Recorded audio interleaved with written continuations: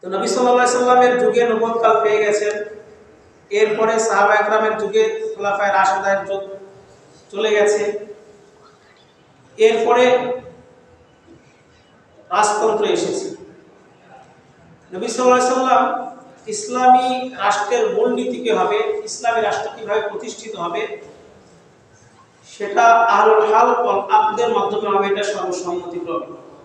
কিন্তু তাদের কি পদ্ধতিতে হবে, কোন পদ্ধতিতে খলিফা নির্বাচন হবে, এটার চূড়ান্ত কোনো পদ্ধতি কোরআন সুন্নাহয় পাওয়া যায় না। নবী সাল্লাল্লাহু আলাইহি ওয়াসাল্লাম যখন ইন্তেকাল করেন তখন কাউকে সুনির্দিষ্টভাবে তিনি খেলাফতের দায়িত্ব দিয়ে যাননি। পরবর্তীতে সাহাবা একরামের সর্বসম্মতিক্রমে আবু বকর রাদিয়াল্লাহু আনহু খেলাফতের দায়িত্বে বসেন। আবু বকর রাদিয়াল্লাহু তাআলা আনহু যখন ইন্তেকাল করেন তার পূর্ব মুহূর্তে তিনি সুনির্দিষ্ট করে ওমর ফারুক রাদিয়াল্লাহু আনহুকে খেলাফতের দায়িত্ব দিয়ে যান। তাহলে দুইটা পদ্ধতি পাওয়া গেল। এক, নবী সাল্লাল্লাহু আলাইহি ওয়াসাল্লাম যখন মারা যান তখন কাউকে সুনির্দিষ্ট করে যাননি, একটা পদ্ধতি। দুই, আবু বকর রাদিয়াল্লাহু তাআলা যখন মারা যান তখন তিনি সুনির্দিষ্ট করে ওমর ফারুক রাদিয়াল্লাহু তাআলাকে খলিফা নির্ধারণ করে যান। ওমর ফারুক রাদিয়াল্লাহু তাআলা দীর্ঘ 10 বছর খেলাফতের দায়িত্ব পালন করার পরে তিনি যখন মারা যাওয়ার উপক্রম হন তিনি কাউকে সুনির্দিষ্ট করে খেলাফতের দায়িত্ব দিয়ে যাননি। তিনি আবার কয়েকজন সাহাবীকে, 6 জন সাহাবীকে নির্ধারণ করে যান যে আমার মৃত্যুর পরে তোমরা 6 জন মিলে খলিফা নির্ধারণ করবে। তাহলে তিনটা পদ্ধতি পাওয়া গেল। এক, কোন খলিফা মানে খেলাফত সুনির্দিষ্ট নেই। দুই, খলিফা সুনির্দিষ্ট করে যাবে পূর্ববর্তী খলিফা। তিন, আল হাল ওয়াল আকদের রায়ের উপর নির্ভর করবে। এই তিনটি পদ্ধতি আমরা পাই, এই তিনটির মাধ্যমে খলিফা নির্বাচন করা যায়। আবু বকর, ওমর, উসমান রাদিয়াল্লাহু তাআলার যুগ পর্যন্ত কোনো মতনৈক্য হয়নি। উসমান রাদিয়াল্লাহু তাআলার খেলাফত শেষকালে কিছু উসমান রাদিয়াল্লাহু তাআলার উপর তহমত দিয়ে সাহাবায়ে গোত্রের লোকেরা উসমান রাদিয়াল্লাহু তাআলাকে ঘেরাও করে হত্যা করে। এরপরে খলিফা কে হবে, উসমান রাদিয়াল্লাহু তাআলা হত্যার প্রতিশোধ নেবে নাকি খেলাফতের দায়িত্ব আগে নেবে, এ নিয়ে চূড়ান্ত একটা মতনৈক্য তৈরি হয়। প্রবীণ বিজ্ঞ কিছু সাহাবা একরাম যারা চাইছিলেন যে প্রথমে উসমান রাদিয়াল্লাহু তাআলা হত্যার প্রতিশোধ হোক, আবার মদিনার অধিকাংশ সাহাবা একরাম আলী রাদিয়াল্লাহু তাআলার হাতে বায়াত গ্রহণ করে খেলাফতের দায়িত্ব তেনাকে দিয়ে দেন। কারণ সে সময়টাতে আলী রাদিয়াল্লাহু তাআলা ছাড়া ভিন্ন কোনো ব্যক্তিকে খলিফা হওয়ার উপযুক্ত ছিল না, কারোর মাথায় এটা চিন্তাও আসে না, বিধায় সবাই আলী রাদিয়াল্লাহু তাআলাকে খেলাফতের দায়িত্ব দেন। কিন্তু কিছু সাহাবা একরাম যেমন তালহা রাদিয়াল্লাহু তাআলা আনহু, জুবাইর ইবনে আওয়াম রাদিয়াল্লাহু আনহু, মুআবিয়া রাদিয়াল্লাহু আনহু, আয়েশা সিদ্দিকা রাদিয়াল্লাহু তাআলা আনহা সহ আরো কিছু সাহাবা একরাম তারা বলেন যে আগে খেলাফতের দায়িত্ব নয়, বরং আগে উসমান হত্যার প্রতিশোধ নেওয়া হবে আহলুল হাল ওয়াল আকদের রায়ের মাধ্যমে, এরপরে আমরা খেলাফতের দায়িত্ব অর্পণ করব। এভাবে একটা মতনৈক্য তৈরি হয়। আলী রাদিয়াল্লাহু তাআলা চাইছিলেন যে আমরা আগে খেলাফতের দায়িত্ব নিয়ে আমরা দেশটাকে আগে শান্ত করি, তারপরে আমাদের খেলাফতের স্তম্ভটাকে শক্তিশালী করি, এরপরে উসমান রাদিয়াল্লাহু তাআলা হত্যার প্রতিশোধ আমরা নেব। কিন্তু ওনারা বলেন না, আগে কিসাস নেওয়া হবে তারপরে অন্য কথা। এই নিয়ে ইখতিলাফ হয়। হওয়ার পরে আলী রাদিয়াল্লাহু তাআলা এবং আয়েশা রাদিয়াল্লাহু তাআলা আনহার মধ্যে একটা সংঘর্ষ হয়, মুআবিয়া রাদিয়াল্লাহু তাআলার সাথে সংঘর্ষ হয়। যদিও আলী এবং আয়েশা রাদিয়াল্লাহু তাআলার মাঝে যুদ্ধের উপক্রম হয়েছিল, কিন্তু তারা সন্ধির মাধ্যমে যুদ্ধ থেকে বিরত হয়ে গেছে। অর্থাৎ কাকা রাদিয়াল্লাহু তাআলা আনহুকে আলী রাদিয়াল্লাহু তাআলা মানে দূত হিসেবে আয়েশা রাদিয়াল্লাহু তাআলা নিকট প্রেরণ করেছিলেন। তিনি তাদের সামনে একটা চমৎকার ভাষণ দেন যে কেন আপনারা এখানে এসেছেন, ইরাকের কেন এসেছেন, মক্কা থেকে আয়েশা রাদিয়াল্লাহু তাআলা ইরাকে গিয়েছেন, সেখানে গিয়ে লোক সমাগম করবেন, সেখান থেকে আলীর বিরুদ্ধে ইয়া করবেন। এজন্য আলী রাদিয়াল্লাহু তাআলা আগেই কাকা রাদিয়াল্লাহু তাআলাকে আয়েশা রাদিয়াল্লাহু তাআলা নিকট প্রেরণ করেছেন। তখন তাদেরকে বললেন যে কেন আপনারা এখানে একত্রিত হয়েছেন, বললেন যে আমরা মুসলিম উম্মাহের মধ্যে একটা বিভ্রান্তি হচ্ছে, মুসলিম উম্মার ছড়িয়ে ছিটিয়ে আছে, আমরা সেটাকে একত্রিত করতে চাই। বললেন ভালো তো, আমরাও তো এটা চাই, কিন্তু আসেন আমরা আগে খেলাফতের দায়িত্বটাকে শক্তিশালী করি, এরপরে আমরা কেসাস নিব। আয়েশা রাদিয়াল্লাহু আনহা বুঝলেন বিষয়টা, তখন দুজনের মধ্যে সন্ধি চুক্তি হয়। কিন্তু আব্দুল্লাহ বিন সাবাই সে এবং তার সাঙ্গপাঙ্গ যারা ওসমান রাদিয়াল্লাহু আনহু হত্যা করেছে, তারা কখনোই চাচ্ছিল না যে আবার মুসলিমরা একতাবদ্ধ হোক, সবাই আবার সমষ্টির সাথে মুসলিমরা একসাথে জীবনযাপন করুক, এটা চাচ্ছিল না। বিধায় রাতের শেষ পরে আয়েশা রাদিয়াল্লাহু আনহা এর সেনাবাহিনীর নিকট এই আব্দুল্লাহ বিন সাবাইয়ের লোকেরাকে অতর্কিত হামলা করে। যখন এই লোকেরা হামলা করে আয়েশা রাদিয়াল্লাহু আনহা দলবলের নিকট, তখন ওনারা বুঝে যায় যে আলী রাদিয়াল্লাহু আনহু দলবলের লোকেরা মনে হয় আমাদের উপর আক্রমণ করেছে। তখন তারাও দিকবিদিক হয়ে আলী রাদিয়াল্লাহু আনহুর যুদ্ধে লিপ্ত হয়। এটার নামই হলো সিফফিনের যুদ্ধ। এরপরে মুআবিয়া রাদিয়াল্লাহু আনহুর সাথে দীর্ঘ যুদ্ধ চলতে থাকে আলী রাদিয়াল্লাহু আনহুর সাথে। তারপরে আলী রাদিয়াল্লাহু আনহু নিহত হয়ে যান। হয়ে যাওয়ার পরে খেলাফতের দায়িত্ব কে নিবে? তখন আবার সর্বসম্মতিক্রমে ইরাকবাসীরা হযরত হাসান রাদিয়াল্লাহু আনহুকে খেলাফতের দায়িত্ব দেন। যখন হাসান রাদিয়াল্লাহু আনহুকে খেলাফতের দায়িত্ব দেয়, তখন ওদিক থেকে মুআবিয়া রাদিয়াল্লাহু আনহু হাসান রাদিয়াল্লাহু আনহুর বিরুদ্ধে আক্রমণ করতে আসছিলেন। হাসান রাদিয়াল্লাহু আনহু ইরাকবাসীকে নিয়ে তাদের বিরুদ্ধে আক্রমণ করতে যাচ্ছিলেন, কিন্তু তিনি প্রতিমধ্যে চিন্তা করলেন যে এই যুদ্ধের মাধ্যমে মুসলিমদের রক্ত পোহানো ছাড়া আর কোনো লাভ ফায়দা হবে না। এদিক চিন্তা করে তিনি মুআবিয়া রাদিয়াল্লাহু আনহুর সাথে সন্ধি চুক্তি প্রেরণ করলেন। মুআবিয়া রাদিয়াল্লাহু আনহু প্রথমে আব্দুল্লাহ বিন আমিরকে হযরত হাসান রাদিয়াল্লাহু আনহুর নিকট দূত হিসেবে প্রেরণ করলেন যে আমরা চাই উভয়ের মাঝে রক্তক্ষয়ী যুদ্ধ না করে বরং সন্ধির মাধ্যমে আমরা শান্তি ফিরিয়ে আসতে চাই। হাসান রাদিয়াল্লাহু আনহু বিষয়টা বুঝলেন এবং তিনি তার খেলাফতকে মুআবিয়া রাদিয়াল্লাহু আনহুর নিকট অর্পণ করলেন এবং কুফায় জামে মসজিদে মুআবিয়া রাদিয়াল্লাহু আনহুর সাথে বসে হাসান রাদিয়াল্লাহু আনহু সর্বপ্রথম বায়াত গ্রহণ করেন এবং সেখানে সবাই বায়াত গ্রহণ করেন। তখন হুসাইন রাদিয়াল্লাহু আনহু এটার বিরোধী ছিলেন। তিনি বলতে চাচ্ছিলেন যে আপনি এই বায়াত গ্রহণ করেন, কিন্তু হাসান রাদিয়াল্লাহু আনহু তাকে থামিয়ে দেন এবং বলেন তুমি সব কাজে আমাকে বাধা দাও। যদি আমি পারতাম তোমাকে একটা ঘরে বন্দী করে মাটির সাথে মিশিয়ে ফেলে সেখানে বন্দী করে রাখতে, তাহলে তারপরে আমি এটা করতে পারতাম, তাহলে ভালো হতো। তখন হুসাইন রাদিয়াল্লাহু আনহু চাপে পড়ে তিনিও বায়াত গ্রহণ করেন। তার মানে হুসাইন রাদিয়াল্লাহু আনহু চাচ্ছেন বিদ্রোহ করতে, কিন্তু তিনি তার ভাইয়ের চাপে পড়ে বিদ্রোহ না করে বরং বায়াত গ্রহণ করলেন। বায়াত গ্রহণ করার পরে মুআবিয়া রাদিয়াল্লাহু আনহু শাসনকাল চলছিল, কিন্তু বায়াত গ্রহণ করার সময় হাসান রাদিয়াল্লাহু আনহুর শর্ত ছিল। সেই শর্তগুলো সাপেক্ষে মুআবিয়া রাদিয়াল্লাহু আনহু শর্তগুলো পূরণ করে তারপরে বায়াত হয়। মুআবিয়া রাদিয়াল্লাহু আনহু যখন খেলাফতের দায়িত্ব পান, তখন তিনি তার দায়িত্বকে সুচারুরূপে পালন করেন।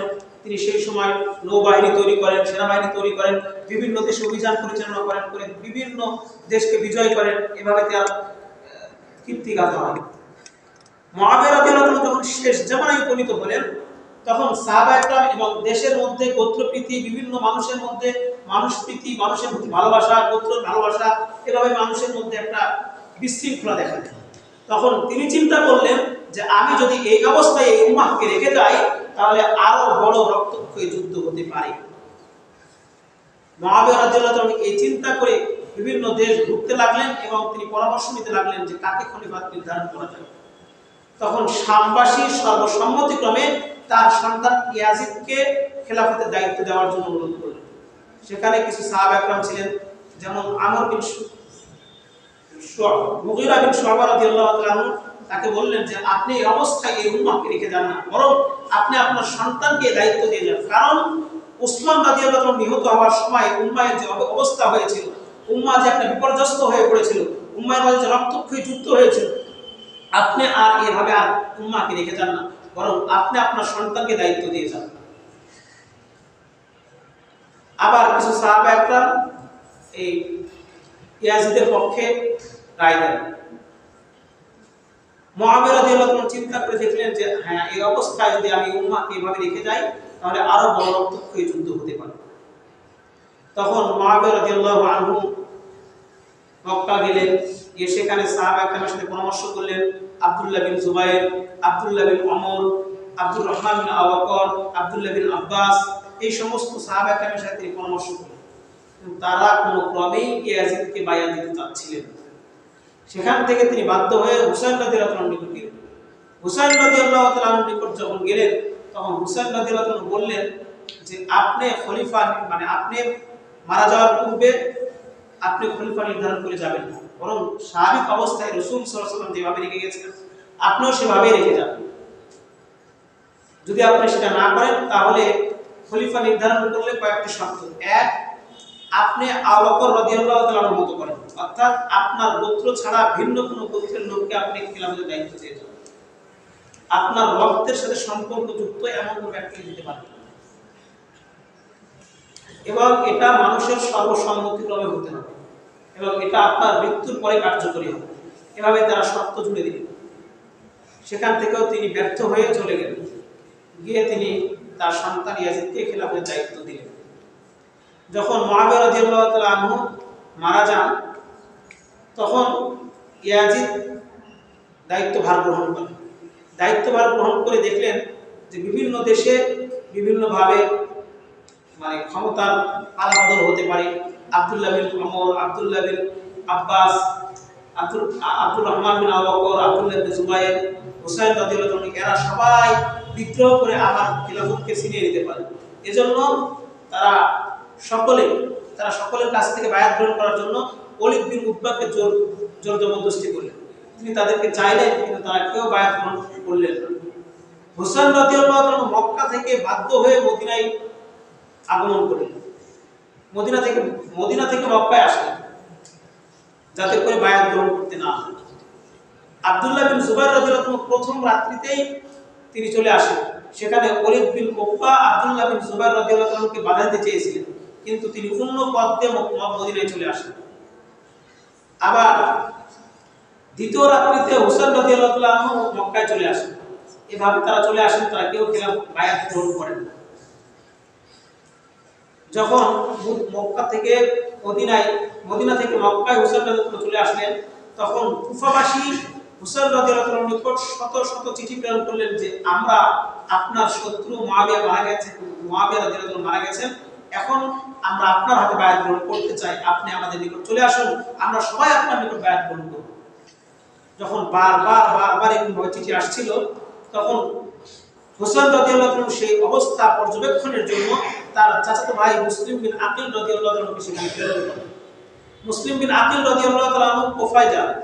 কুফায় গিয়ে বিভিন্ন অবস্থা পর্যবেক্ষণ করে দেখলেন যেখানেই তিনি যান সেখানেই সবাই রাসূল সাল্লাল্লাহু আলাইহি ওয়াসাল্লামের দুই হিত হুসাইন রাদিয়াল্লাহু আনহুকে স্বাগত জানান, তার হাতে বায়াত গ্রহণ করার ব্যাপারে তাকে বলেন, এবং হুসাইন রাদিয়াল্লাহু আনহুর ব্যাপারে তারা 18,000 লোক হুসাইন রাদিয়াল্লাহু আনহুর হাতে বায়াত গ্রহণ করার জন্য মুসলিম বিন আকিলের হাতে বায়াত গ্রহণ করেন।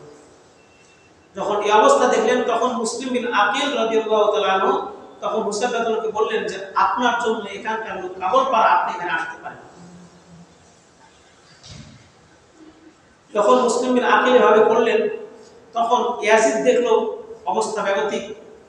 ওখানে তখন নু'মান বিন বশীর রাদিয়াল্লাহু আনহু ছিলেন গভর্নর, তখন আর বসরার গভর্নর ছিলেন উবাইদুল্লাহ বিন জিয়াদ। ইয়াজিদ তখন লক্ষ্য করলো যে নু'মান বিন বশীর রাদিয়াল্লাহু আনহু বেশি কঠোর না, তিনি হুসাইন রাদিয়াল্লাহু আনহু বাহিনীর ব্যাপারে বেশি কঠোরতা অবলম্বন করছেন না। তখন তিনি দেখলেন যদি একে সরানো হয় তাহলে আমার ক্ষমতার পালাবদল হয়ে যেতে পারে।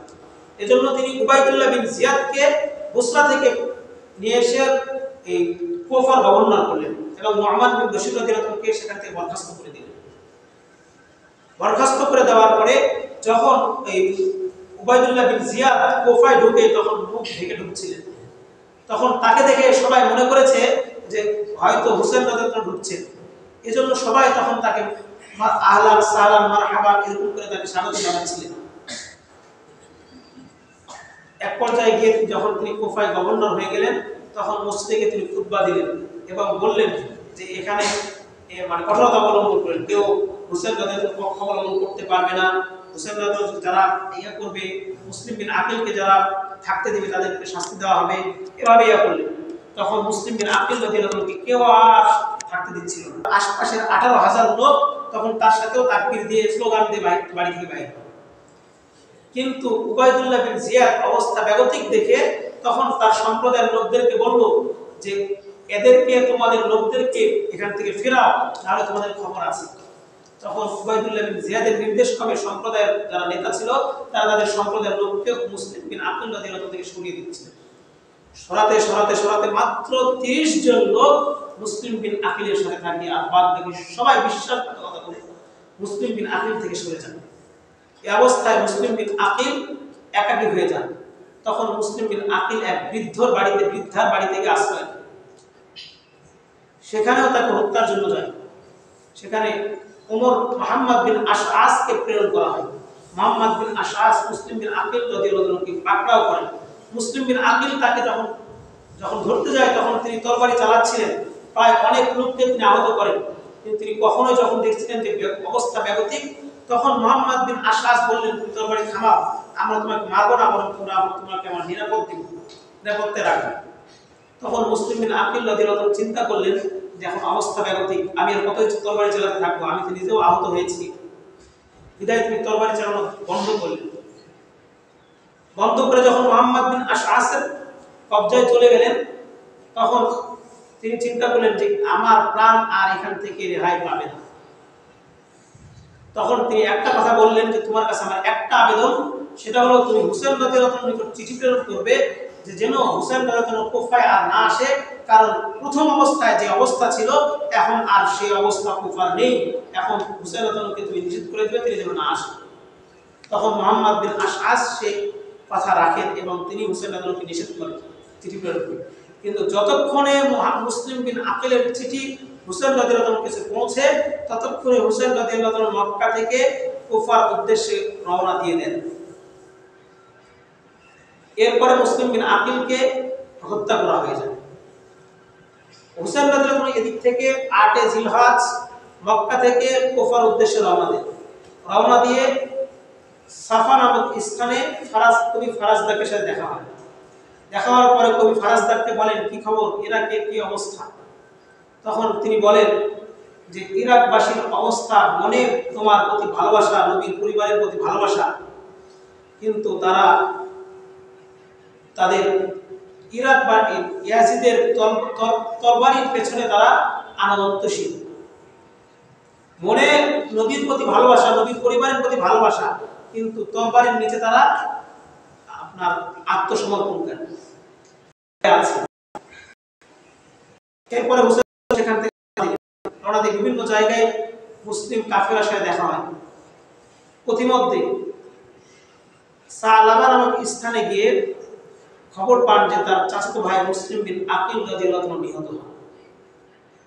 সেখান থেকে তিনি চাচ্ছিলেন যে আর সামনে না এগিয়ে বরং সেখান থেকে ফিরে আসবেন। যখন তিনি ফিরে আসতে চাচ্ছিলেন, তখন মুসলিম বিন আকিল রাদিয়াল্লাহু আনহু পরিবারের লোকজন বলল যে না, আমরা আর ফিরে যাব না, আমরা এখানে গিয়ে প্রতিশোধ নিব, হয়তো আমরাও মারা যাব। তখন হুসাইন রাদিয়াল্লাহু আনহু চিন্তা করলেন যে আমরা তো এই পরিবারকে রেখে যেতে পারি না। তখন বলল চলো যাই। এর মধ্যে আবার খবর ভাই তিনিও নিহত হন। তারপরে তিনি এগোচ্ছিলেন, যেতে যেতে জি হাসান নামক স্থানে উবাইদুল্লাহ বিন জিয়াদ 1000 সৈন্য নিয়ে হুর বিন ইয়াজিদকে হুসাইন রাদিয়াল্লাহু আনহু পথ বন্ধ করার জন্য প্রেরণ করেন। হুর বিন ইয়াজিদ এই জি হিসাম নামক স্থানে ইয়াজিদ রাদিয়াল্লাহু আনহু হুসাইন রাদিয়াল্লাহু আনহু পথ বন্ধ করেন এবং বলেন যে আপনি আর কুফায় যেতে পারবেন না। হুসাইন রাদিয়াল্লাহু আনহু তখন হুর বিন ইয়াজিদকে বললেন যে আমাকে হয় ইয়াজিদের নিকটে যেতে দাও, নয়তো আমাকে ফিরে যেতে দাও এবং মদিনায় মক্কায় চলে যাও। হুর বিন ইয়াজিদ বলল, না, আপনাকে মক্কায় যেতে দেওয়া হবে না, ইয়াজিদের নিকটে যেতে দেওয়া হবে না, আপনি বরং অন্য কোনো পথ দিয়ে চলে যান যেখানে কুফায় যাওয়া যাবে না। তখন তিনি কুফা না গিয়ে তখন তিনি অন্য পথ দিয়ে কারবালার ময়দান ধরেছেন। কিন্তু কুফা কিন্তু আগে, কুফা কিন্তু কি আগে, কারবালা পরে। কুফা থেকে কারবালার দূরত্ব আরো 74 থেকে 80 কিলোমিটার দূর। মক্কা থেকে কুফার দূরত্ব 1474, কুফা থেকে আবার কারবালার দূরত্ব আরো 74 থেকে 80 কিলোমিটার রাস্তা। এত দূর রাস্তা অতিক্রম করে তিনি যাচ্ছিলেন, প্রতিমধ্যে বাধাপ্রাপ্ত হয়ে তিনি ফিরে আসতে যাচ্ছিলেন, কিন্তু হুর বিন ইয়াজিদ ফিরে যেতে দেয় নাই, বিধায় তিনি অন্য পথ দিয়ে ইয়াজিদের নিকট যাওয়ার জন্য চেষ্টা করেন। যখন এভাবে তিনি যাচ্ছিলেন, উবাইদুল্লাহ বিন জিয়াদ দেখলো যে না, কোনোভাবেই হুসাইন রাদিয়াল্লাহু পথ বন্ধ করা যাচ্ছে না। তখন তিনি উমর বিন আশআস, উমর বিন সাদকে হুসাইন রাদিয়াল্লাহু পথ বন্ধ করার জন্য, তার সাথে যুদ্ধ করার জন্য 4000 সৈন্য নিয়ে প্রেরণ করেন। উমর বিন সাদ হুসাইন রাদিয়াল্লাহুর বিরুদ্ধে যুদ্ধ করার জন্য 4000 সৈন্য নিয়ে আসে, এসে তাকে কারবালার ময়দানে বন্ধ করে দেয়। 2 মুহররম হুসাইন রাদিয়াল্লাহু কারবালার ময়দানে অবস্থান করে। সেখান থেকে 6 মুহররম পর্যন্ত হুসাইন রাদিয়াল্লাহুকে সেখানে বন্দী করে রাখা হয় এবং এক পর্যায়ে ফুরাত নদীর পথ পানিকেও বন্ধ করে দেওয়া হয়। বন্ধ করে দিলে হুসাইন রাদিয়াল্লাহু আনহু বিভিন্নভাবে পানি নিয়ে আসে জোর জবরদস্তি করে। যখন উমর বিন সাদ হুসাইন রাদিয়াল্লাহুর বিরুদ্ধে কোনো কিছুই করছিলেন না, এভাবে সময় ক্ষেপণ হচ্ছিল, উবাইদুল্লাহ বিন জিয়াদ দেখল না উমর বিন সাদকে দিয়ে কোনো কাজ হচ্ছে না, তখন তিনি আরো 8000 সৈন্য নিয়ে সীমারকে সেখান থেকে প্রেরণ করেন। 5000, প্রথমে 1000, পরে 4000, পরে 8000 সৈন্য নিয়ে হুসাইন রাদিয়াল্লাহুর বিরুদ্ধে আসে। এসে হুসাইনের বিরুদ্ধে যুদ্ধ করার জন্য অগ্রগামী হয়। উমর বিন সাদ কোনোভাবেই চাচ্ছিল না তার হাতে নবীর বংশধর রক্তাক্ত হোক,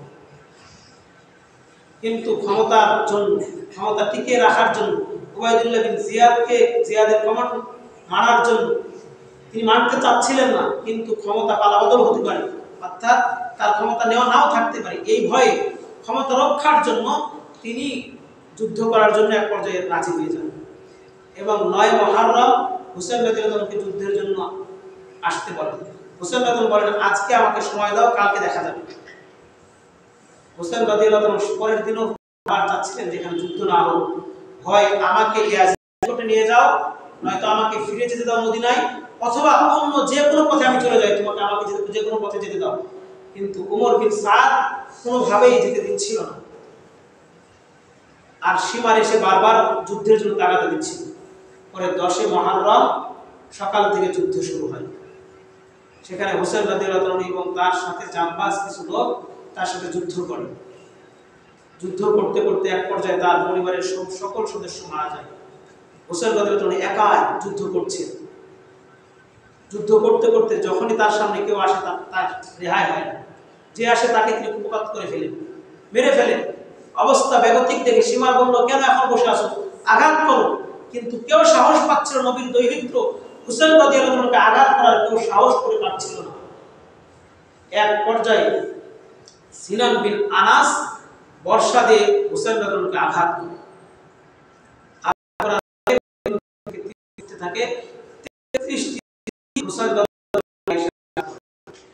33টি তরবারির আঘাত হুসাইন রাদিয়াল্লাহু আনহু হয়। এরপরে হুসাইন রাদিয়াল্লাহু পড়ে যান।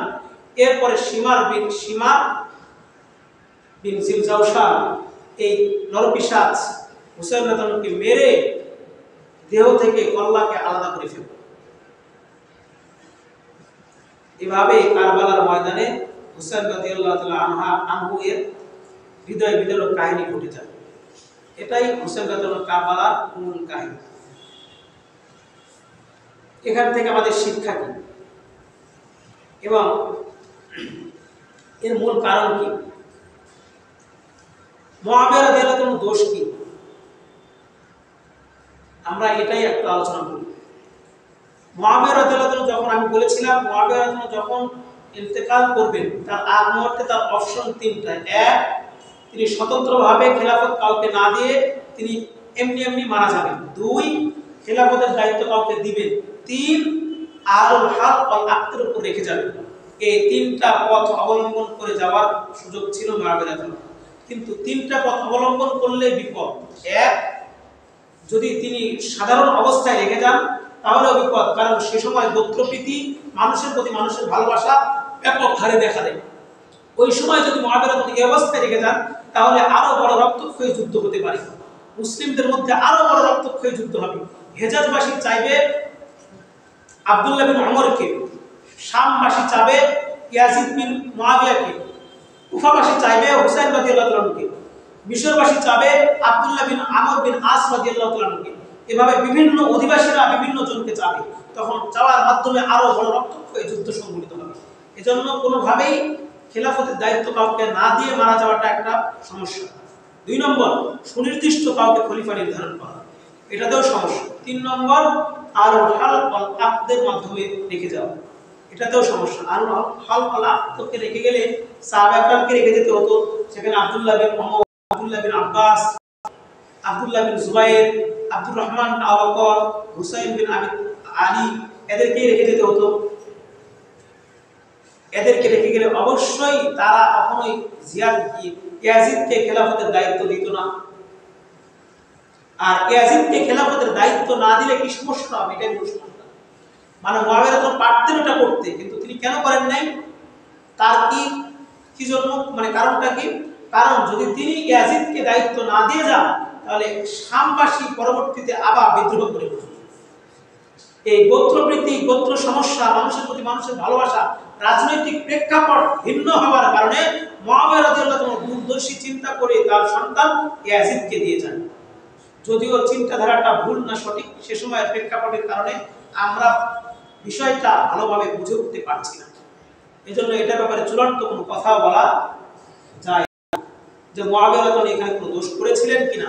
তবে আমরা এতটুকু বলি যে মুআবিয়া রাদিয়াল্লাহু তাআলা দোষের ঊর্ধ্বে নয়, তিনি মানুষ মাত্র ভুল হতে পারে, কিন্তু আমরা তাকে কখনোই কাযাব বা দোষারোপ করা যাবে না, কারণ তিনি একজন সাহাবী। তিনি একজন কি? সাহাবী। আর রাসূলুল্লাহ সাল্লাল্লাহু আলাইহি ওয়াসাল্লাম বলেছেন, লা তাসুব্বু আসহাবী, তোমরা আমার সাহাবীদেরকে কি দিও না, গালি দিও না। সুতরাং সাহাবীকে গালি দেওয়ার অধিকার আমাদের নেই, মুআবিয়াকে গালি দেওয়ার অধিকার আমাদের নেই। তিনি ভুল করতে পারেন ঠিক, কিন্তু তাকে গালি দেওয়া যাবে না। এরপরে ইয়াজিদ যে কাজটা করেছে এগুলো অবশ্যই অন্যায়, কিন্তু এখন আমরা যারা হুসাইনের পক্ষপাত করি, হুসাইন রাদিয়াল্লাহু লাফালাফি করি, তাদের কাজটা কি? তাদের কাজ হওয়া দরকার ছিল হুসাইন রাদিয়াল্লাহু যে মিশন আর ভিশন, সেই মিশন আর ভিশন আমাদের জীবনে প্রতিপালন করা দরকার ছিল, কিন্তু আমরা এই জাতির মধ্যে সেই অবস্থা দেখি না। বরং সেই সময় থেকে আজ পর্যন্ত উম্মতের মধ্যে দ্বিধা বিভক্ত দেখতে পাই। উম্মত কখনোই একতাবদ্ধ হচ্ছে না এই বিষয়ে। কেন? কিছু কুলাঙ্গার আর নষ্ট ভ্রষ্ট চিন্তার মানুষের কারণে। তারা কখনোই চায় না এই উম্মত একতাবদ্ধ হোক, এই উম্মত আল খিলাফা আলা মিনহাজিন নবুওয়ার মধ্যে আসুক, এই জিনিসটা তারা কখনোই চায় না। যার কারণে তারা বিভিন্ন ভাবে এই কারবালাকে প্রতিপালন করে, আশুরা মুহররমকে প্রতিপালন করে। তারা মনে করে আশুরার মানেই হলো হুসাইন, আশুরার মানেই হলো কারবালা, মুহররম মানেই হলো কারবালা, মুহররমের এই মাসটাই কারবালাকে কেন্দ্র করে। নাউজুবিল্লাহ, কারবালাকে কেন্দ্র করে মুহররম মাস নয়, আশুরাকে কেন্দ্র করে মুহররম মাস নয়, কারবালাকে কেন্দ্র করে আশুরা নয়, কারবালাকে কেন্দ্র করে মুহররম মাসও নয়, কারবালাকে কেন্দ্র করে মুহররম মাসের সম্মানও নয়, যা গত সপ্তাহে আমরা স্পষ্ট করেছি। সুতরাং তাদের উচিত ছিল হুসাইন রাদিয়াল্লাহু আনহু যে মিশন আর ভিশন নিয়ে কারবালার ময়দানে গিয়েছিলেন, যে মিশন আর ভিশন নিয়ে কুফার ময়দানের দিকে রওনা হয়েছিলেন, যে কোনো জালেমের হাতে বায়াত গ্রহণ করবেন না, ইসলামী খেলাফত, ইসলামী তাসির তামাত্তুন যাতে ঠিক থাকে, এই জমিনের উপর আল্লাহর হুকুম, আল্লাহর বিধান যাতে রহিত না হয়ে যায়, এই মানুষরা যাতে আল্লাহর খেলাফত ব্যবস্থাকে ঠিক রাখে, এজন্য তিনি কুফায় গিয়েছিলেন, এজন্য তিনি কারবালার ময়দানে গিয়ে শাহাদাত বরণ করেছিলেন। এটাই দরকার ছিল এই উম্মাহের মাঝে, এই চিন্তা চেতনাকে সমস্ত উম্মাতের মধ্যে ফিরিয়ে দেওয়া। কিন্তু এই কুলাঙ্গারগুলো, শিয়াগুলো, এই ইরানের শিয়াগুলো, বাংলাদেশেও যারা শিয়া রয়েছে সেই সমস্ত কুলাঙ্গারগুলো, এবং বাংলাদেশেও যারা সুন্নি নামধারী, আমরা হলাম সুন্নি কিন্তু আমাদেরকে সুন্নি না বলে আরেকটা দল সুন্নি রয়েছে, এই সমস্ত কুলাঙ্গার সুন্নিগুলো শিয়াদের প্রতিনিধিত্ব করে। ওই শিয়াদের প্রতিনিধিত্বকারী সুন্নিরাও মূল হুসাইন রাদিয়াল্লাহু প্রতিনিধিত্ব করে না, বরং এরা হুসাইন রাদিয়াল্লাহুকে বিক্রি করে মানুষের চিন্তাধারা, মানুষের আবেগকে নিয়ে খেলা করে। মনে করে হুসাইন রাদিয়াল্লাহু এই কারবালার এই মর্মান্তিক কাহিনী, এই হৃদয় বিদারক কাহিনী বললে মানুষের আবেগকে কিনা যায়, বিদায় তারা এই কাহিনীগুলো বলে মানুষকে আবেগ আপ্লুত করে, কারবালাকে কেন্দ্র করে আশুরাকে কেন্দ্র করে কারবালা এই সমস্ত ঘটনা বলে মানুষের মধ্যে বিভ্রান্ত করে, হালুয়া রুটি তৈরি করে, লাইট লাইট লাইট আলোকসজ্জা করে, রেলি মিছিল করে, তারপরে গায়ে ঝাঁপাঝাঁপি করে, কাপড় খুলে ফেলে, পানি না খেয়ে থাকে, হালুয়া রুটি বিতরণ করে। এই সমস্ত শোক, এই সমস্ত সাজসজ্জা, এই সমস্ত সব কিছু হারাম, নাজায়েজ, এবং এগুলো কোনো কোনো ক্ষেত্রে শিরক এবং কুফরিও হয়ে যেতে পারে। আল্লাহ সর্বোপরি আমাদের একটাই কথা থাকবে, হুসাইন রাদিয়াল্লাহু আনহু যে মিশন আর ভিশন নিয়ে কুফার থেকে রওনা হয়েছিলেন, যে মিশন আর ভিশনকে কেন্দ্র করে কারবালার ময়দানে শাহাদাত করেছিলেন, যে মিশন আর ভিশনকে লক্ষ্য করে হুসাইন রাদিয়াল্লাহু আনহুর পরিবার 70 থেকে 72 জন মানুষ কারবালার ময়দানে শাহাদাত বরণ করেছিলেন, সেই হৃদয় বিদারক কাহিনীকে স্মরণ করে আসুন আমরা সবাই মিলে হাতে হাত রেখে কাঁধে কাঁধ মিলিয়ে সবাই আল্লাহ তাআলা মিনহাজুন নবুওয়াকে প্রতিষ্ঠা করার জন্য মিছিল করি, মিটিং করি, ওয়াজ করি, সেমিনার করি, মাহফিল করি, সব কিছু করতে পারি, কিন্তু কারবালাকে কেন্দ্র করে রেল মিছিল করা, কারবালাকে কেন্দ্র করে সুখ সজ্জা করা, কারবালাকে কেন্দ্র করে লাইট সজ্জা করা, এই সমস্ত কিছু করা ভণ্ডামি, প্রতারণা, বাটপারি, এই সমস্ত কিছু থেকে উম্মাহকে রক্ষা করতে হবে, এবং এগুলো যারা করবে তাদেরকে প্রতিহত করতে হবে দুহাত দ্বারা। এই সমাজের মধ্যে কোন শিয়া আর মাথাচাড়া না দিয়ে উঠবে, এই সমাজের মধ্যে কোন সুন্নি যাতে শিয়ার প্রতিনিধিত্ব করে না উঠতে পারে, এজন্য আমাদেরকেই এদেরকে প্রতিহত করতে হবে। এই বাংলাদেশে যাতে নতুন ভাবে উদ্ভাবিত না হয়, বাংলাদেশে যারা সুন্নি নামধারী এরা কিন্তু শিয়াদের প্রতিনিধিত্ব করে, এরা সারাদিন আহলে বাইত, পাক পাঞ্জাতন, এই সমস্ত কিছুকে নিয়ে লড়ালড়ি করে, হাসান হুসাইনকে নিয়ে সারাদিন ইয়া করবে, আলী ফাতেমা এগুলোকে নিয়ে গুণগান গাবে, মানে আবেগকে বিক্রি করবে। সুতরাং আবেগী না হয়ে বিবেকী হন, আবেগী হওয়া দরকার, কিন্তু আবেগের সাথে সাথে বিবেকী হওয়াও দরকার। শুধু আবেগ যেমন ক্ষতিকর, শুধু বিবেক ক্ষতিকর। আবেগ তাড়িত না হয়ে আবেগের সাথে বিবেক সংমিশ্রণ করে উভয়টাকে সমষ্টি করে আমরা যদি এগোতে পারি, ইনশাআল্লাহ আমাদের সাথে আল্লাহর সাহায্য নেমে আসবে এবং আমরা আল খিলাফ আলা মিনহাজুন নবুওয়া হুসাইন রাদিয়াল্লাহু তাআলা আনহু যে পরিকল্পনা, পরিমার্জনা, যে চিন্তাধারা ছিল ওটা আমরা প্রতিষ্ঠা করতে পারবো ইনশাআল্লাহ।